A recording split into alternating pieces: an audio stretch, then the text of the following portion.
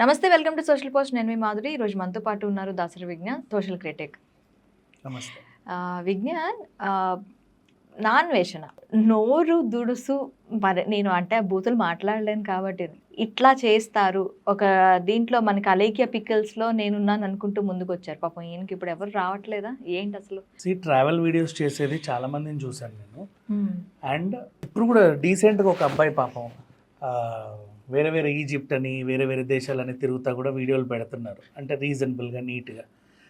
వాళ్ళ ఇంటెన్షన్ ఏంటంటే మనం వెళ్ళలేని ప్రదేశాలకు వాళ్ళు వెళ్ళి అక్కడ ఉన్నవన్నీ మనకు చూపించడం. లేదు అంటే వెళ్ళాలి అనుకునే వాళ్ళకి ఒక దిక్సూచి అవ్వటం, చీప్గా వెళ్ళడం, ఏది అందుబాటులో ఉంటుందో చూడడం. మొన్న ఒక అబ్బాయి నాకు ఎంత బాగా నచ్చాడంటే ఈజిప్ట్ చూపించాడు. ఒక టెంపుల్కి వెళ్ళకపోతే వాళ్ళు ఫారినర్స్కి 900 ఛార్జ్ చేశారు. కొంచెం వీధి పక్కకి వెళ్తే ఆ బయట నుంచి కూడా టెంపుల్ చూడొచ్చు అనమాట. మనం గోల్కొండ బయట నుంచి చూసినట్టుగా ఏంటో అర్థం అవుతుంది కదా. ఆ పక్కకి వెళ్ళి అక్కడ నుంచి అలా చూపించాడు. 900 వేస్ట్, లోపల కూడా అలాగే ఉంటుంది, అది చూసేది ఏముందిలే దీంట్లో అని ఎక్స్ప్లెయిన్ చేశాడు. ఇట్లా కొంతమంది మంచి మంచి ట్రావెలర్స్ ఉన్నారు. ఎస్పెషల్లీ ఇన్ఫర్మేటివ్ వీడియోస్ ఇవి, ట్రావెల్ బ్లాగ్స్ కూడా. కానీ వీడు చేసేవి ఏంటంటే ప్రపంచ నలుమూలలకి వెళ్ళి ఎక్కడైతే బూతు ఉంటుందో, ఎక్కడైతే మనం మాట్లాడుకోలేని పదాలతో రెస్టారెంట్స్, హోటల్స్ ఉంటాయో అవన్నీ వెతికి వెతికి పట్టుకొని అవే చూపిస్తూ ఉంటాడు. దేశ విదేశాలు చూసారా, ఇక్కడ ప్రాస్టిట్యూషన్ ఎంత లీగలో, ఈ అమ్మాయి చూడండి, అట్లాంటివి చెప్తాడు. అండ్ ఈ పేర్లు అయితే పలకడానికి అసహ్యంగా ఉంటాయి, అట్లాంటివి చూపిస్తాడు. నెక్స్ట్ ఎక్కడెక్కడో లక్ష్మీదేవి బొమ్మ ఉన్న బీరు, ఇంకేదో ఉన్నాయేవో, వినాయకుడి బొమ్మ ఉన్న ఇంకేవో సంథింగ్, ఇట్లాంటివన్నీ.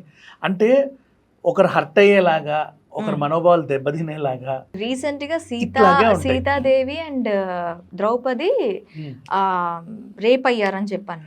వద్దు, మనం ఇక మాట్లాడడానికి కూడా వీల్లేని పదాలు వాడేవి. సరే, ఇట్లాంటివన్నీ చూపిస్తూ ఉంటే ఈ దరిద్రాన్ని కూడా ఎంజాయ్ చేసే 15 లక్షల మంది ఉన్నారు. దాన్ని ఏమంటావు చెప్పు? ఆ 15 లక్షల మంది అంత ఇది ఇలా చూస్తున్నారు కాబట్టే ఈ దరిద్రుడు ఇంకా ఇంకా అవి పెడుతున్నాడుగా. 15 లక్షల మంది నిన్ను ఎంకరేజ్ చేస్తున్నారు, ఎంటర్టైన్ అవుతూ వాళ్ళు కూడా. సో వీడు చేసే తప్పుతో ఇంకా చాలామందికి భాగస్వామ్యం ఉంది. ఆ విషయం చాలామంది గొంతెత్తితే కొంతమంది వాళ్ళ పదవి విరమణ చేసుకున్నారు, అన్సబ్స్క్రైబ్ చేసుకున్నారు చాలామంది, వెళ్ళిపోయారు. అమ్మో ఎందుకు వచ్చినా కూడా మనకి అని. అట్లా కొంత తగ్గింది అఫ్కోర్స్. కాకపోతే ఇంకా ఇంకా కొత్త కొత్త రీల్స్ అని పెడతానే ఉన్నాడు. ఏవో చెడ్డాల. నేను రాత్రి చూసాను ఈ న్యూస్, నాన్వేషణ బ్యాండ్ అని అనగానే 238 మందికి పడిపోయారు. మీరు చెప్తున్న 15 లక్షల ఫాలోవర్స్ 238కి పడిపోయారు. అది ఇంకేదో ఛానల్ చూసుంటాయో. లేదు, Naa Anveshana. Wow, such a good news. నాకు ఇంకా బాగా అనిపించింది. సో మనుషులు అవుతున్నారు, పర్లేదు. ఈ 238 మంది ఎప్పుడు మనుషులు అవుతారు?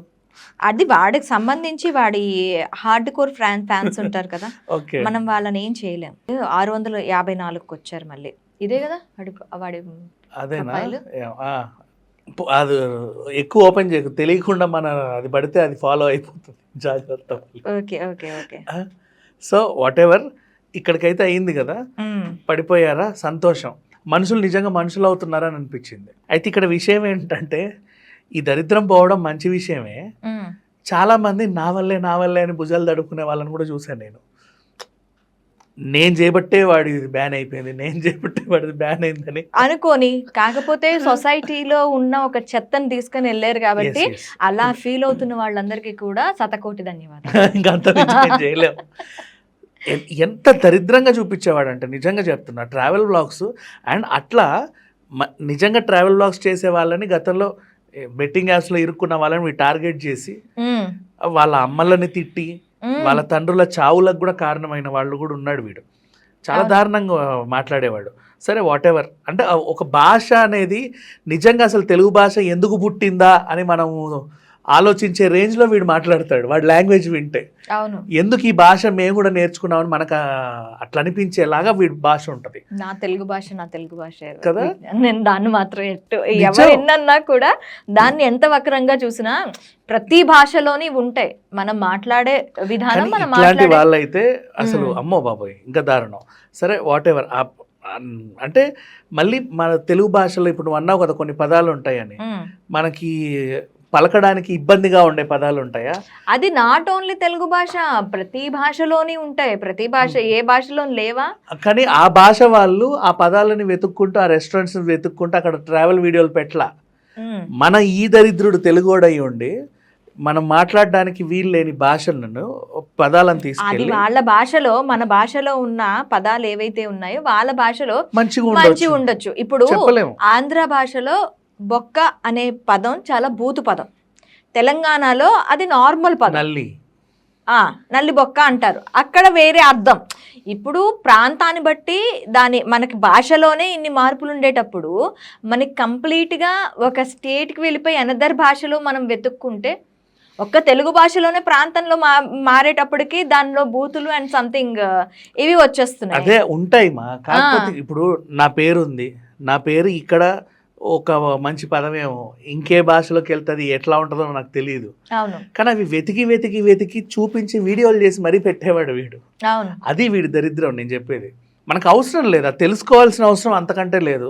అట్లాంటి పదాలు మనం భాషలో మాట్లాడడానికే ఇష్టపడం. అలాంటిది వాడు దేశ విదేశాల్లో వెళ్ళి వాళ్ళ చేత కూడా మాట్లాడించి వాళ్ళు నవ్వుకుంటూ మాట్లాడతారు, ఎందుకంటే అక్కడ అది బూతు కాదు కాబట్టి.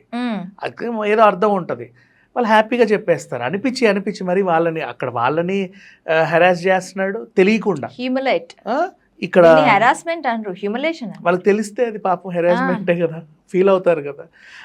అందుకని వాడి వీడియోలు ఆన్లైన్లో ఉన్నాయి కదా. సో మళ్ళీ ఇక్కడ చూసే వాళ్ళకి ఏంటంటే ఒక టైప్ ఆఫ్ నీచం అది.